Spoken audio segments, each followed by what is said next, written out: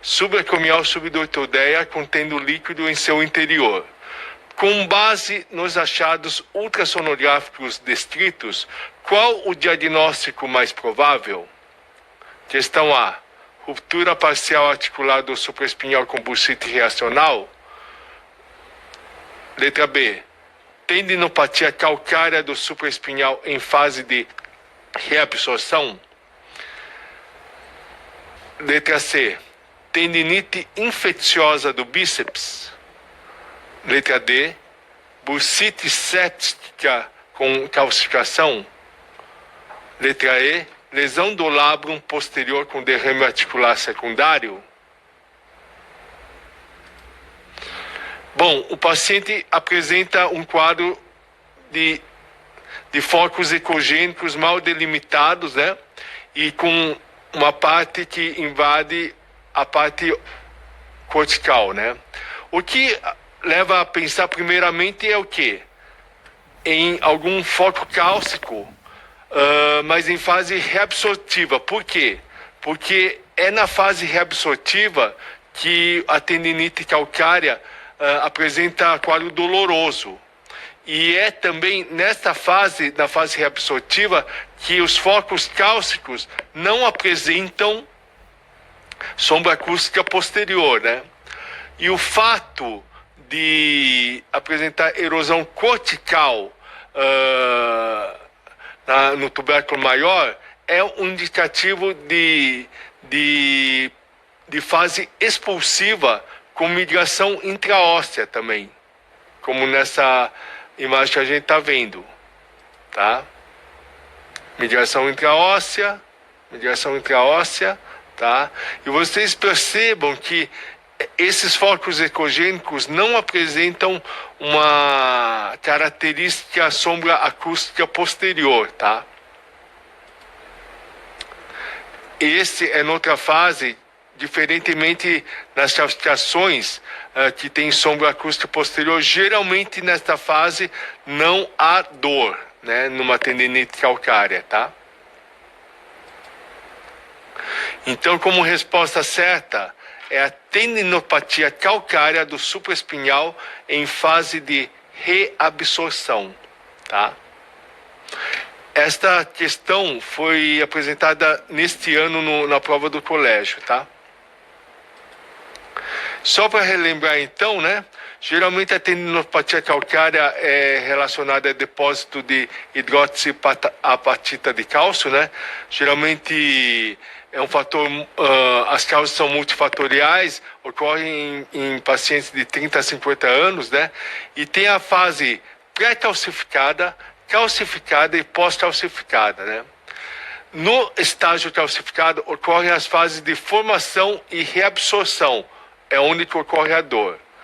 Na fase de reabsorção ainda pode haver a migração e expulsão para estruturas adjacentes, tá?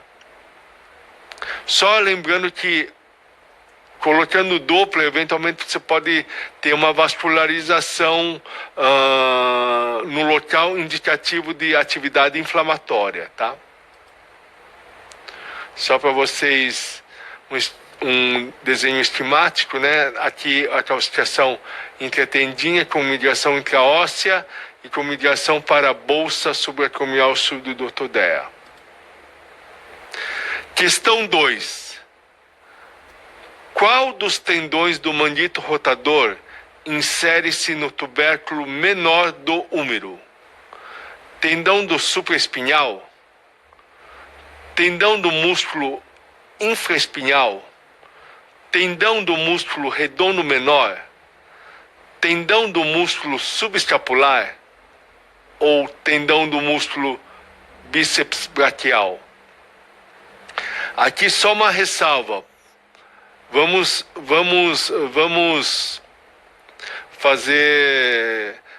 discutir cada questão. Logo direto, lembrar que o mandito rotador é composto por 4 tendões, né? Supra, infra, subescapular e redondo menor. O bíceps braquial não faz parte do mandito rotador, ok? E lembrar que o supraespinhal, o infraespinhal, ele se insere na tuberosidade maior, tá? Então, basicamente, esta questão é bem conceitual e é conceitual anatômico, tá? O tendão subescapular é o único tendão do mandíbula rotador que se insere no tubérculo menor, tá? Ele ocupa a face anterior da articulação glenohumeral, né? E embora tenha as lesões do subescapular sejam menos frequentes que o supraespinhal, o quadro clínico pode ser bem relevante. Por quê? Porque a lesão do subescapular, dependendo do grau, pode levar a uma subluxação ou luxação do tendão da cabeça longa do bíceps, pois o subescapular contribui para a estabilidade do sulco bicipital, tá?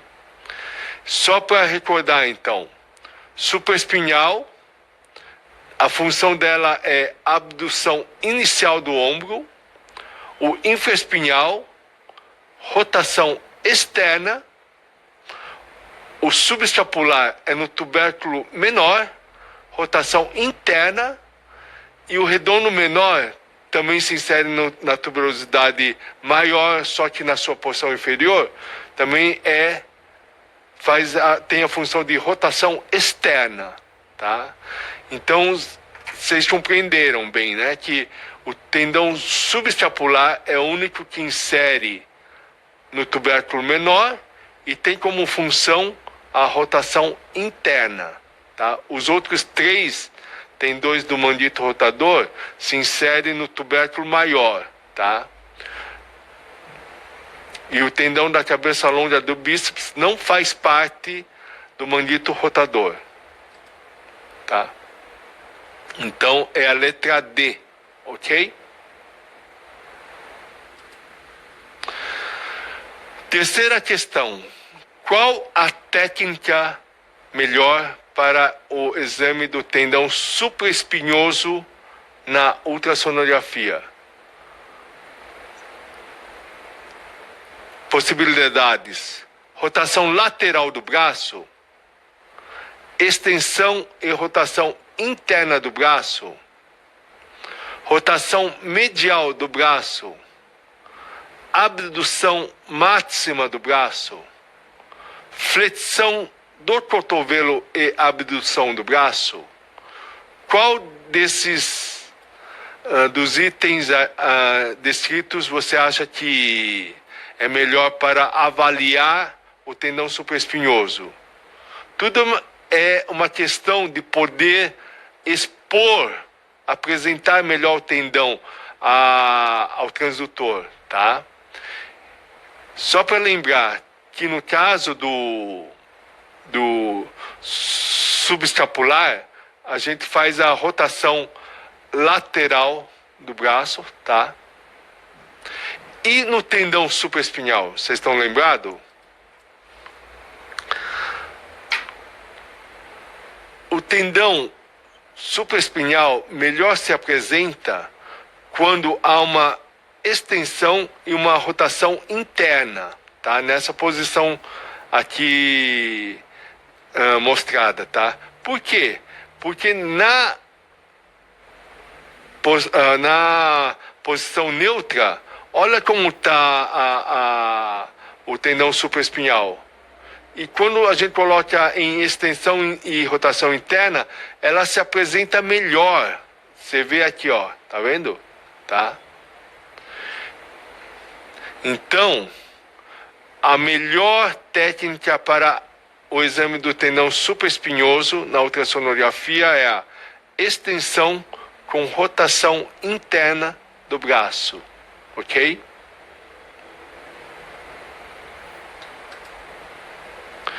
Questão 4.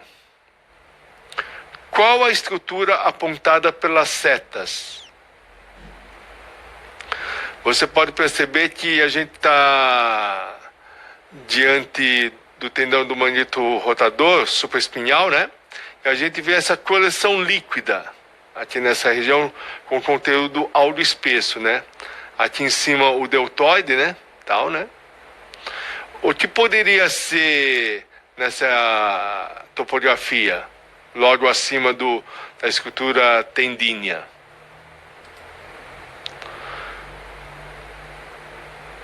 É o tendão supraespinhal com rotura completa? Seria o tendão supraespinhal com rotura parcial? Seria o tendão subescapular com rotura completa? Ou seria bursa subacromial subdutodeia com bursite? Ou tendão da cabeça longa do bíceps com tenossinovite?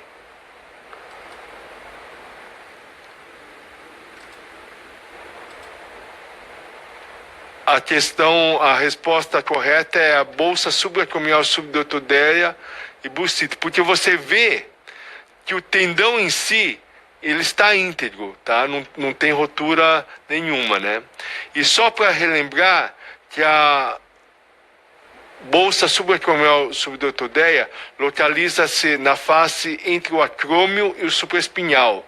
E a função dela qual seria? Reduzir o atrito local, mas eventualmente pode ter um processo inflamatório no caso de tendinite, né? E se manifesta como espessamento parietal com distensão líquida.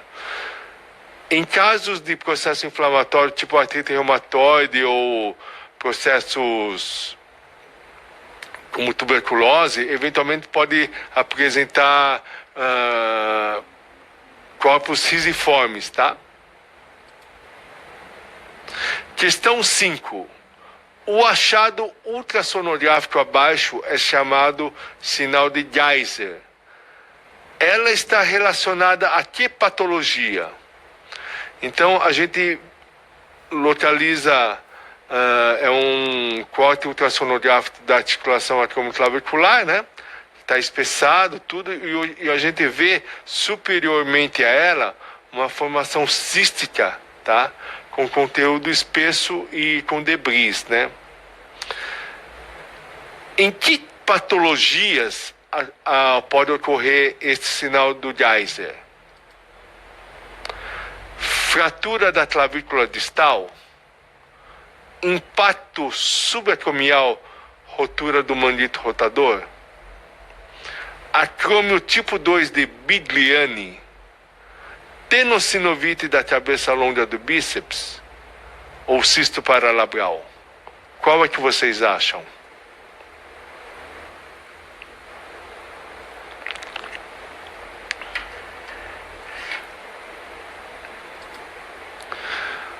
O sinal de Geiser geralmente está relacionado ao impacto subacromial, tá? E rotura do mandito rotador. Por quê? Com o impacto subacromial, o que vai acontecer? Acomete uma lesão nos ligamentos acromioclavicular, principalmente a porção inferior, entendeu? E por causa disso, pela rotura do mandito rotador associado, o líquido que pode vir, dependendo do grau da rotura do mandito rotador, o líquido que está na cavidade glenomeral ou na bolsa subacromial subdutodeia, ele pode transpassar a articulação acromioclavicular, né? Pelo ligamento acromioclavicular inferior que está rompido, né? E passar também para a posição superior, que dependendo pode ter lesão e aí formar essa formação cística, entendeu? Tá? Então, o sinal do Geiser está relacionada à rotura crônica degenerativa do mandito, instabilidade da articulação glenomeral, impacção crônica da cabeça humeral, né, no impacto subacromial, né, rotura do ligamento acromioclavicular inferior, tá, e líquido na articulação que sobe para o intervalo acromioclavicular, como a gente disse, tá. Só para lembrar que a distância normal da articulação acromioclavicular é cerca de 3 a 4 milímetros, tá? E eventualmente, numa degeneração, artrose, pode até diminuir, entendeu? Tá? Com o decorrer da idade, tá? Vamos passar para o cotovelo. Questão 1. Qual articulação é classificada como sinovial do tipo gínglimo?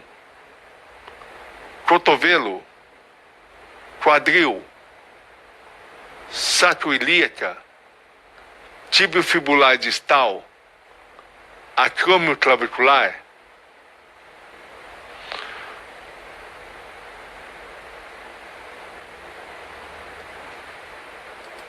Bom, a resposta é: a articulação do tipo gínglimo é um tipo de articulação uniaxial ou endobradiça, que permite apenas o movimento em um eixo, extensão e flexão. As superfícies articulares são moldadas uma à outra. Então, no caso, como o joelho, cotovelo, que é o caso, né, interfalangianos e tornozelos, são articulações do tipo gínglimo, ok? Ou articulação endobradiça. Só para relembrar a anatomia do cotovelo, né? A gente tem a porção distal do húmero, né? Na região lateral, o capítulo que se articula com a cabeça do rádio, né? E a tróclea que se articula com o processo coronoide, tá? Ok? Tá? Aqui numa visão anterior e aqui numa visão posterior, que a gente tem um olécano, tá? Questão 2. Estas imagens estão na porção lateral do cotovelo. Se você lembrar, quais são as estruturas apontadas? Só para relembrar, ó, a cabeça do rádio, na posição anatômica, é lateral, certo? Então, se ele está lateral, é essa estrutura aqui, capítulo e cabeça do rádio, ok? Tá?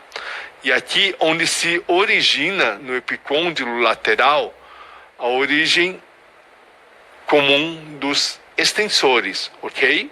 Dos tendões extensores, tá? Então, aqui, você vê que aqui tem a origem do tendão na região lateral, deve ser a origem comum dos extensores, né? Tá? Aqui, então, deve ser o quê? Capítulo, rádio e o tendão comum dos extensores, ok? Tá? Então, nessas alternativas aqui, tróclea humeral, cabeça do rádio, tendão comum dos extensores, capítulo humeral, una proximal, tendão comum dos extensores, olécano, cabeça do rádio, tendão comum dos extensores, capítulo humeral, cabeça do rádio, tendão comum dos extensores, então é a alternativa D, ok?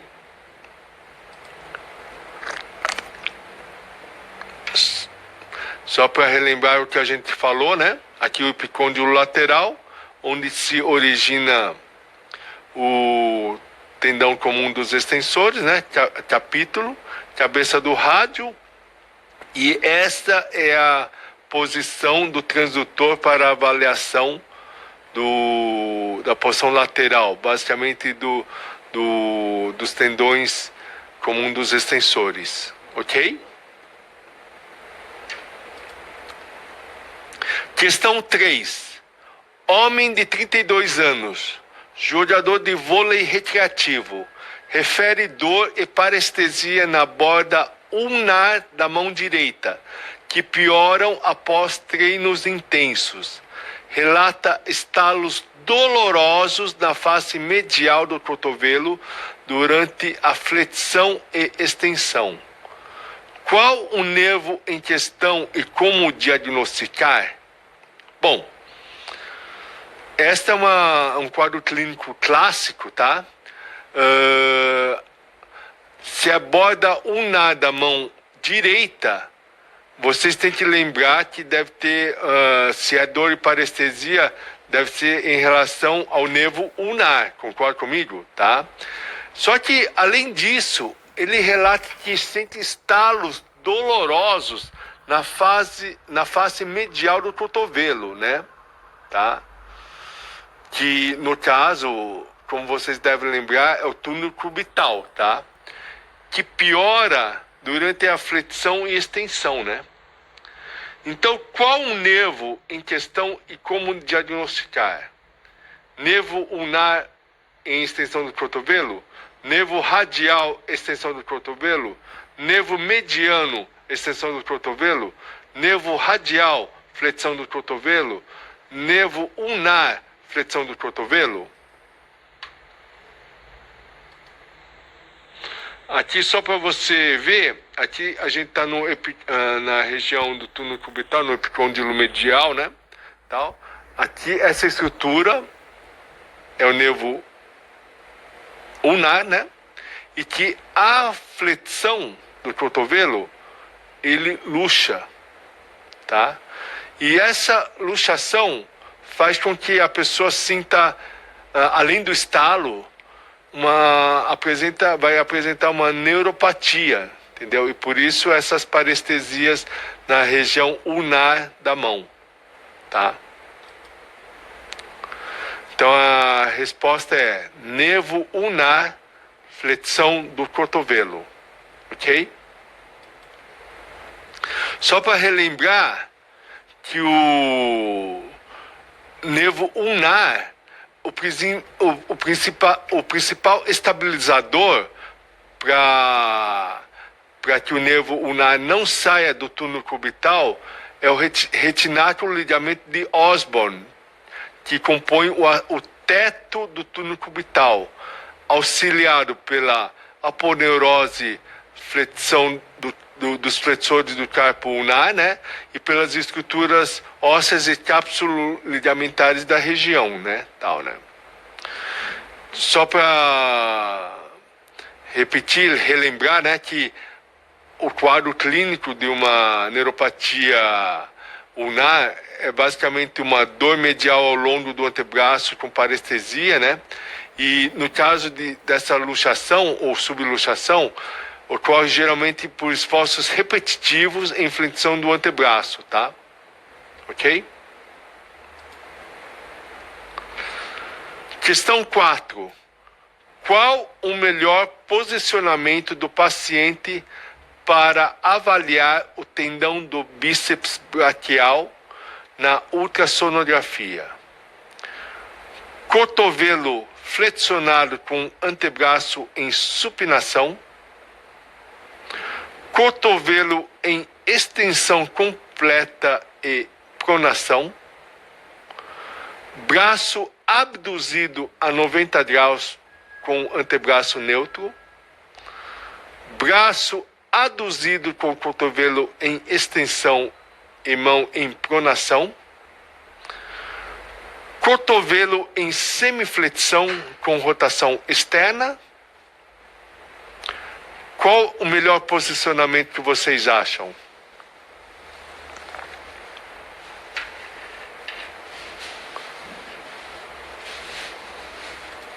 Bom, só para vocês lembrarem como é que o tendão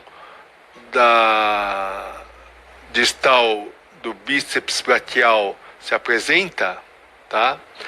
Aqui é a ulna, rádio, bolsa bicípito radial e o tendão do bíceps se inserindo na tuberosidade do rádio. Na posição de supinação, ele se apresenta dessa forma, inserindo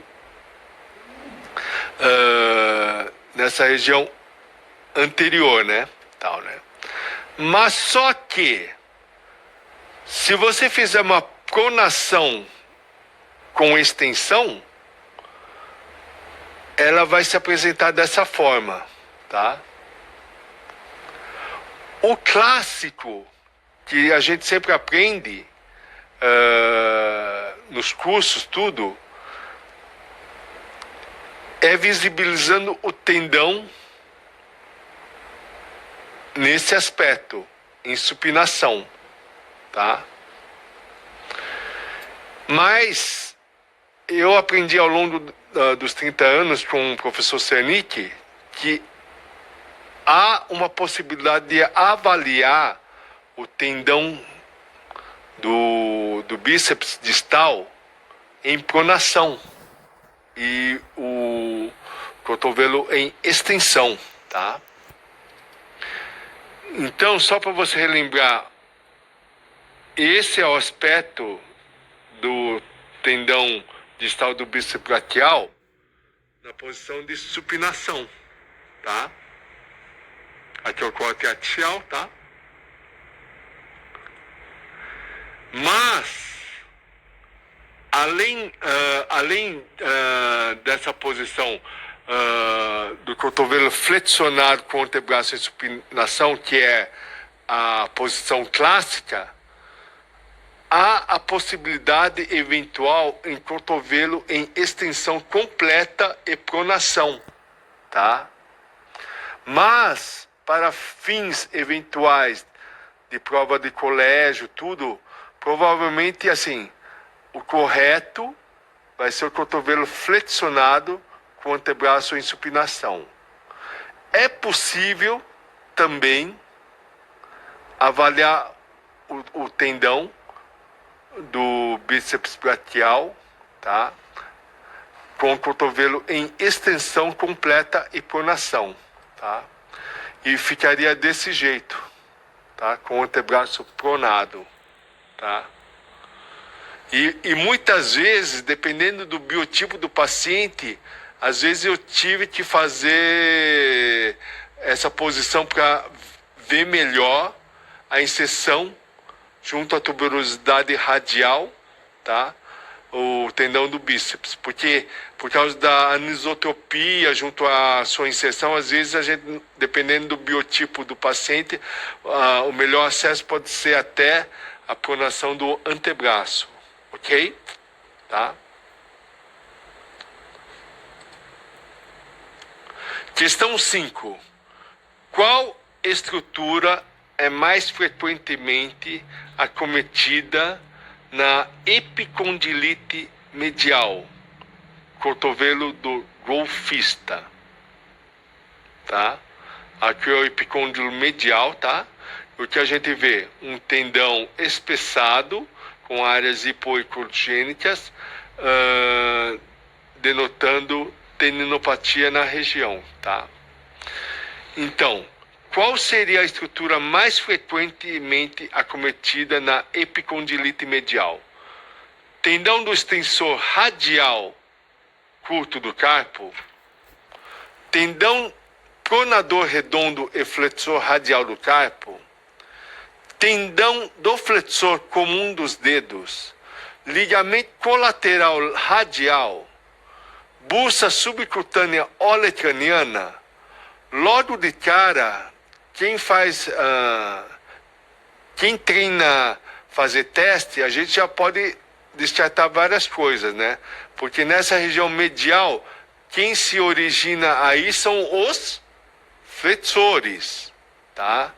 Na região lateral, origina-se os extensores. Então, a questão, o item A, a gente já descarta, tá? O ligamento colateral radial também descarta porque é radial, é lateral. E a bursa subcutânea olecraniana é descartada porque é posterior, não tem nada a ver, tá? Então ficaria apenas a B e C, tá? Mas, se a gente for relembrar a anatomia, os tendões que se inserem, que se originam, aliás, no epicôndilo medial e que são mais comumente afetados são o pronador redondo, tá? E o flexor radial do carpo, ok? Pronador redondo e flexor radial do carpo. E lembrar que, para que haja uma sobrecarga sobre o tendão, geralmente o cotovelo está sob estresse em valgo, ok? Tá? Enquanto que na epicondilite lateral, o estresse é em varo, ok? Tá? Então, a resposta correta é o tendão do pronador redondo e flexor radial do carpo.